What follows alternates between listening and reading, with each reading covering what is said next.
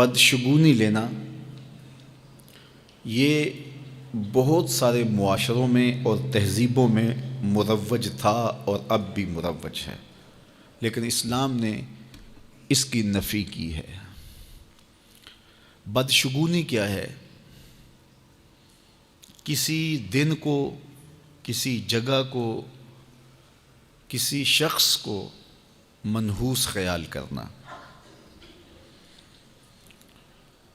بعض لوگ جانوروں کے بولنے سے بدشگونی لیتے ہیں کہ الو بول پڑا ہے تو یہ کام ہم نے نہیں کرنا، بلی نے راستہ کاٹ دیا ہے تو یہ کام ہم نے نہیں کرنا۔ اسی طرح بعض اشخاص کو منحوس خیال کیا جاتا ہے کہ بعض لوگ منحوس ہیں۔ عموماً بعض خاندانوں کے اندر کسی عورت کو منحوس خیال کر لیا جاتا ہے اور پورے خاندان کے لوگ اس کے بارے میں یہ رائے قائم کر لیتے ہیں کہ یہ منحوسہ ہے، اور یہ اگر صبح صبح اس سے ملاقات ہو گئی تو پھر سارا دن خراب گزرے گا۔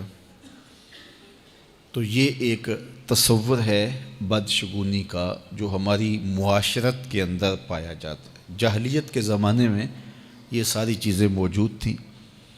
آقا کریم علیہ السلام تشریف لائے تو آقا کریم علیہ السلام نے ان ساری چیزوں کی نفی کی اور اللہ پر توکل کرنا، اللہ پر بھروسہ کرنا سکھایا۔ علماء کی صحبت میں بیٹھنے والے لوگ کافی حد تک ان چیزوں سے بچے رہتے ہیں۔ عام لوگوں کی زندگیوں کے اندر یہ چیزیں موجود ہوتی ہیں۔ جاہل پیروں، ملنگوں اور یہ بنگیوں چرسیوں کے پاس بیٹھنے والے لوگوں کے اندر تو کوٹ کوٹ کے یہ ہندوانہ چیزیں رچی بسی ہوتی ہیں۔ اس لیے ہمیں شریعت بیضاء کے مطابق ہی اپنی زندگی گزارنی چاہیے اور اپنے نظریات شریعت سے ہی لینے چاہیے۔ اہل علم کی صحبت میں بیٹھنے سے نور ملتا ہے اور حقیقی رستہ نصیب ہوتا ہے۔ تو کسی کو منحوس قرار دے دینا یہ ہماری اپنی اختراع ہوتی ہے، ہمارا اپنا وسوسہ باطن ہوتا ہے۔ حضور نے ارشاد فرمایا ایک تو متعدی مرض نہیں ہے کہ اگر میں اس کے پاس بیٹھا تو یہ مرض مجھے اس سے لگ جائے گی۔ دوسری بات ارشاد فرمائی ولا حامتا، الو کا بولنا کوئی معنی نہیں رکھتا، اس کی آواز کوئی معنی نہیں رکھتی۔ تیسری بات فرمائی اور نہ ہی ستاروں کی کوئی تاثیر ہے کہ فلاں ستارے کا یہ اثر ہے۔ اقبال کہتا ہے یہ ستارے میری قسمت پر کیسے اثر انداز ہوں گے جو خود افلاک میں زار و زبوں گھوم رہے ہیں۔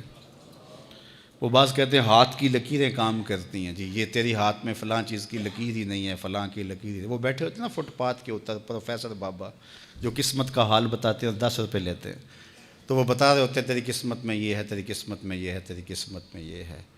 وہ کسی نے کہا قسمت تو ان کی بھی ہوتی ہے جن کے ہاتھ بھی نہیں ہوتے۔ تو یہ لکیروں میں قسمت کو تلاش نہیں کیا جا سکتا۔ جب بچہ شکم مادر میں 120 دن کا ہوتا ہے، صحیح حدیث میں آتا ہے، فرشتہ اس کی عمر بھی لکھ جاتا ہے، اس کا رزق بھی لکھ جاتا ہے، اس کا شقی و سعید بھی ہونا لکھ جاتا ہے۔ لکھ دیا گیا، قلم اٹھا لیے گئے اور صحیفے خشک ہو گئے، اب کوئی نہیں لکھا جائے گا۔ تو جو شکم مادر میں لکھا گیا۔ اور چوتھی بات اللہ کے محبوب نے فرمایا کہ سفر کچھ نہیں ہے۔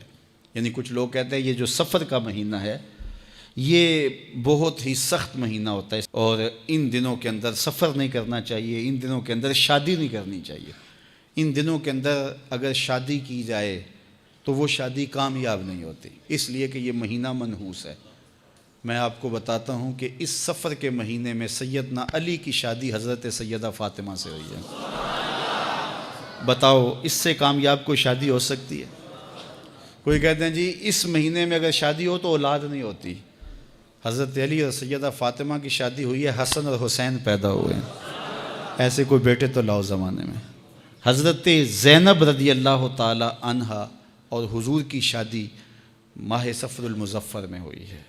اس لیے ہمارے علماء اس کو خالی سفر کا مہینہ بولنے کے بجائے صفر الخیر یا صفر المظفر کے نام سے پکارتے ہیں، یعنی کامیابی کا مہینہ، خیر کا مہینہ۔ تو یہ محض لوگوں کی اختراعات ہیں۔ تو جس طرح باقی مہینوں میں شادی کرنے میں کوئی حرج نہیں،